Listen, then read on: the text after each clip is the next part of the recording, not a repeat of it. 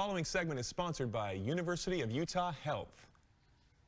Today is World Diabetes Day, and Scott Hadley with the University of Utah Health is here to talk to us about pre-diabetes and how we can protect our health. Welcome, Scott. How you doing? I'm doing great. Thanks for having me. We appreciate you coming on the show. This is a big topic and affects so many people. So we hear about diabetes.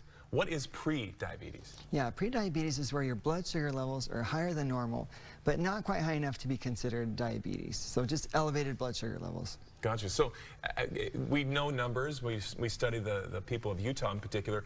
How many people have pre-diabetes? Yeah, in this country, it's a big problem. Over 80 million American adults have pre-diabetes. That's like 1/3 American adults. That's a lot. Yeah, and the sad thing is, the scary thing is, 80% aren't aware that they have pre-diabetes. I gotcha. So pre-diabetes, it puts us at risk for what kinds of things? Yeah, so if you have pre-diabetes, you're at an increased risk of having a heart attack, having a stroke, and developing diabetes as well. Gotcha. With the risk factors that we're talking about for heart attack and all the above of pre-diabetes, when should we see a doctor? How do we know when we need to go?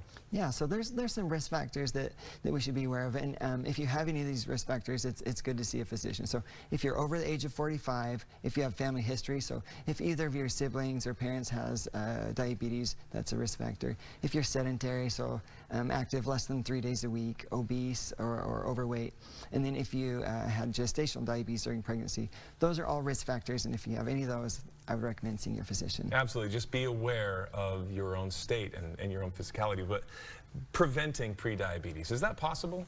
Yeah, so I know I shared some kind of scary things. It's a big problem, but there's some things we can do to get our blood sugar levels under control.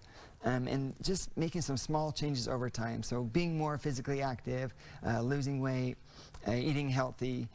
Those are all things that we can do to prevent diabetes, and just find some activities you like to do and do more. So walking the dog, picking up a new hobby like pickleball, anything that gets you moving, gets your heart rate going, yeah. Yeah, you just perked up a lot of ears when you said pickleball. Oh, yeah, I'm but sure. It helps tremendously in other factors. So if we happen to have pre-diabetes, what kinds of things can we do once we find out we have it? Yeah, so you can join a diabetes prevention program. They're offered at a number of locations all along the valley. You can lose some weight, move more, like I said, eat healthy, manage your stress.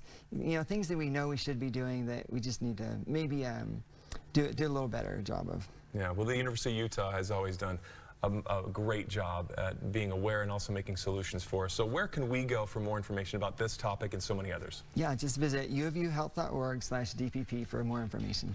That's cool. Thank you, Scott. We appreciate this information. Certainly it affects my family, so many Utahns, and it's something we all need to be aware of. So we appreciate your time. Yeah, every family. Yeah, thank you so much. Thanks, Scott.